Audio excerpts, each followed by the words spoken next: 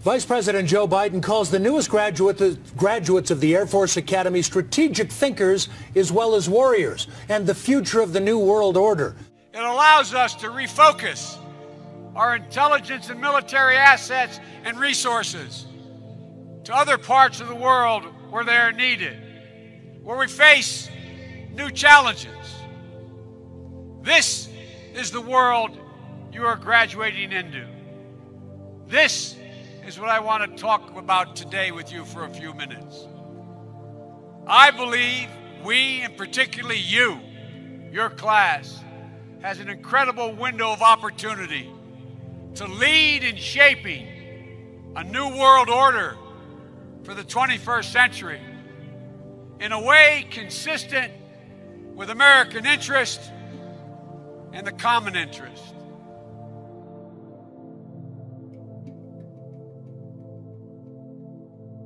During an event honoring the 223rd anniversary of Poland's constitution last night, Defense Secretary Chuck Hagel said we are seeing a new 21st century world order being built, and although there are conflicts and complications, there's still hope. I think what's more hopeful, and maybe than any other time in the history of the world, is that we have more opportunities, and more possibilities, and more resources.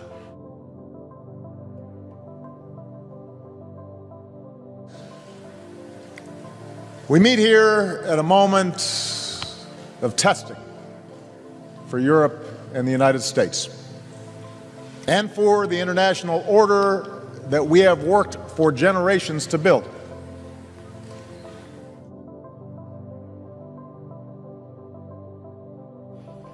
I congratulate you on taking your place on the long gray line. But the world is changing with accelerating speed. This presents opportunity, but also new dangers. It will be your generation's task to respond to this new world.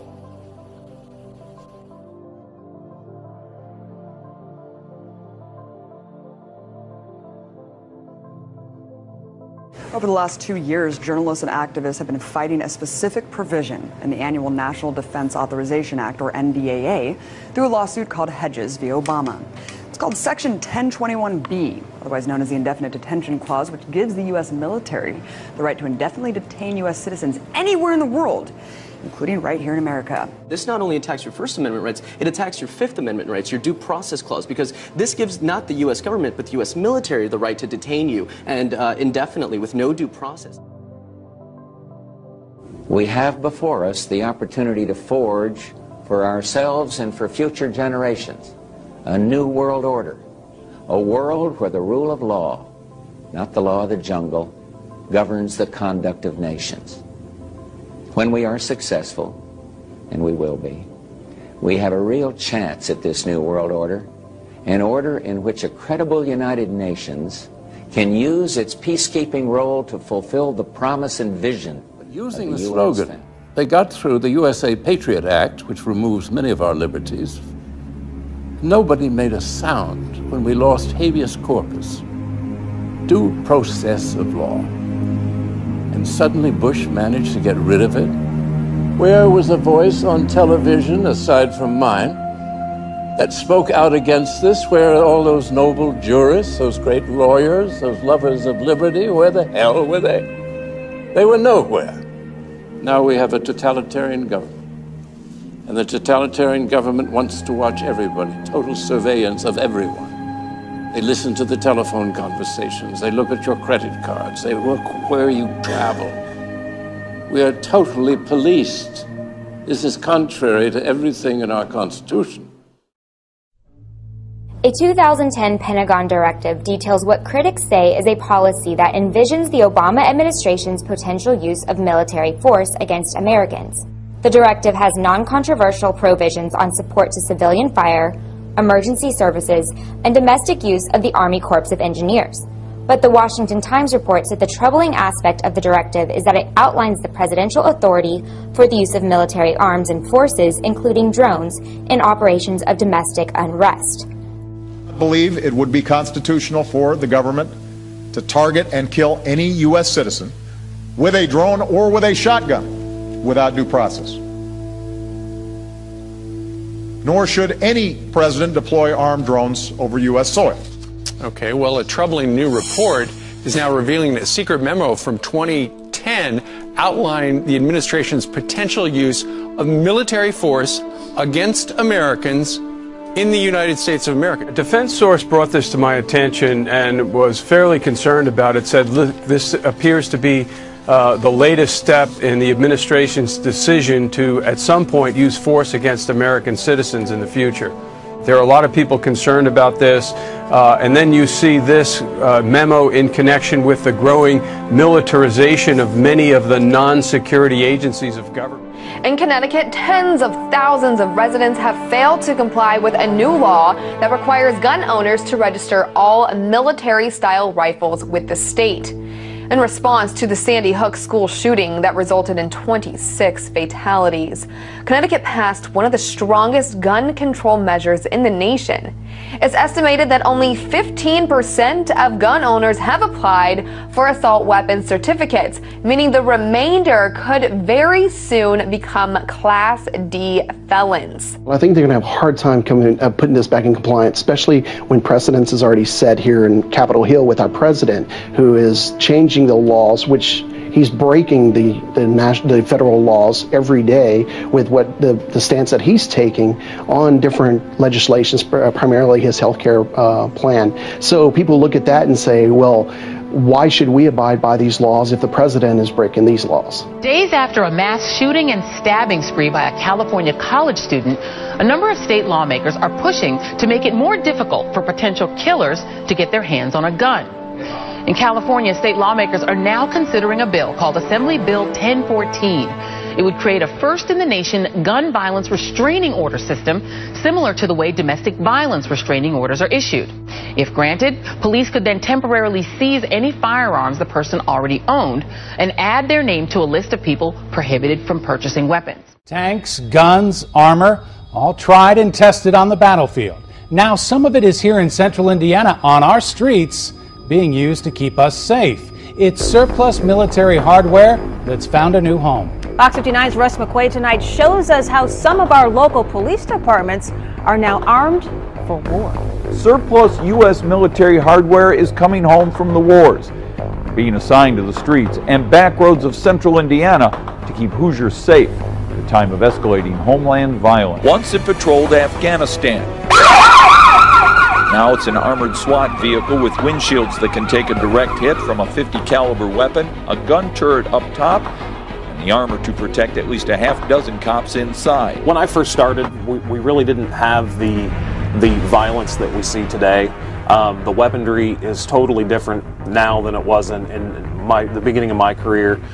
Plus, you have a lot of people that are coming out of the military that have the ability and the knowledge to build IEDs and to defeat law enforcement techniques. This is Congressman Hank Johnson. Georgia Congressman Hank Johnson is worried about Pentagon spending and small-town cops who have acquired helicopter parts and boats and bayonets and guns they don't need or can't keep track of, and he's ready to write clampdown legislation. We've been reporting about this all along. Police are arming themselves to fight against your average American citizen, conservatives, patriots, and definitely returning military. Why aren't people seeing this? Well, perhaps because their local news stations are massaging it into their brain that this is completely normal. According to the Pennsylvania State Supreme Court, police officers no longer need warrants to search a person's vehicle. The Pennsylvania Supreme Court ruled 4-2 that police officers can search a vehicle without a warrant. Critics say the ruling gives too much power to police and will infringe on citizens' privacy. Are you ready for the next big thing? It may be moving in with you. The Financial Times reports that next week, Apple will announce a new way to connect you to what techies call the Internet of Things. One of the concepts people have been talking about is Apple getting into what they call kind of the smart home or the Internet of Things. That's an area a lot of big companies like Google are very interested in, so you know Apple's got to be interested in it also. If we have this sort of home invasion, if you will, by all these devices, do you think this is something consumers want or are going to embrace? You know, it's something we thought about since the World's Fair, since the Jetsons. It's an intriguing concept. I'm not sure how much of it people actually want to integrate into their lives. You think this is the next frontier of technology, Dan?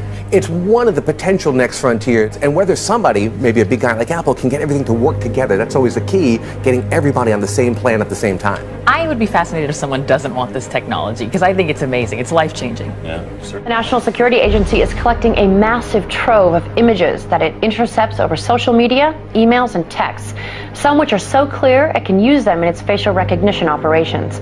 According to the New York Times, top-secret NSA documents indicate that the spy agency's global facial recognition technology has seen huge growth in the last 4 years. Millions of images are intercepted per day, only adding to the huge database of personal information the government can have on individuals, both American and foreign. Civil liberties advocates worry the program seems to be operating in a legal vacuum. Controversial new curriculum in New York schools still making waves in the education community. Last night, parents, teachers, and students came out to voice their concerns about Common Core. If attendance is any indication of how concerned parents and students are about Common Core standard, then the packed room at Carmel Town Hall said it all. If you look at the way that this has been implemented, it's a complete disaster. Common Core Standard is a new curriculum implemented in schools across the nation. The goal of Common Core is to put students on a level playing field and help prepare them for a global economy. However, many teachers and students say it creates a factory-like environment that stifles individual learning and puts pressure on educators to only teach to the test. And we're creating unneeded anxiety and really using our kids as guinea pigs in a failed experiment. We really need to put the brakes on Common Core. It was the testimony from the kids that had the biggest impact. I love to be creative and express myself, and they're not letting us do this. It's kind of just the same thing over and over again. Well, New York received $700 million from the federal government in exchange for accepting Common Core. 45 states, including New York, have implemented the curriculum in their schools. And now to Florida, where a school teacher allegedly humiliated a 12-year-old boy in front of an entire class after she caught him reading the Bible during what was designated as free reading time. I begin with that shocking lawsuit. A Connecticut family claiming their 3 daughters were brainwashed into joining a religious cult by teachers and, of course, that guidance counselor at the high school. On the outside, it's a typical suburban school.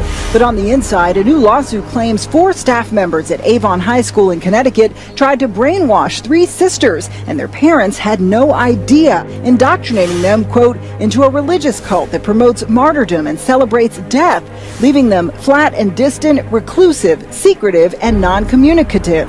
Adding, they began speaking in a bizarre new language and cut off all of their communications with the family. This case strikes at the heart of the First Amendment. It's absurd. Why don't you have me arrested? Why don't we do that as a civics lesson? A nice First Amendment lesson, right? It's absurd, but everybody's playing around about what the content of this is. Nobody's talking about censoring the book. Nobody's talking about banning the book or burning the book or anything. Would you please be respectful of the other people? Like you're respectful of my daughter, right, and my children. That you had that you put this book out with the notice. Why don't we read the notice that was put out? Why we ask? Would anyone else like to speak? Because I violated 2-minute rule. Would anyone else like to be recognized? Is somebody in the back? This is ridiculous.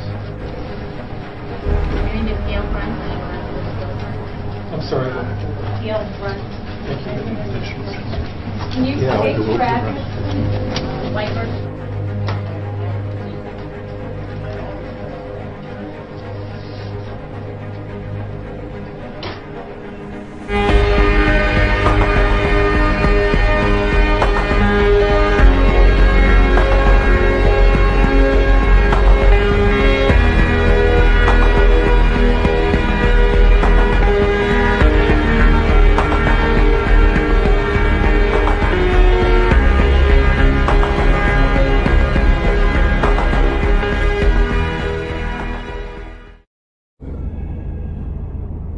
The world is changing with accelerating speed.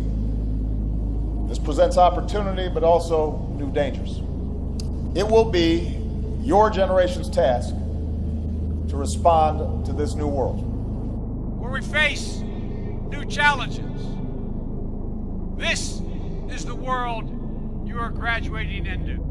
To lead in shaping a new world order for the 21st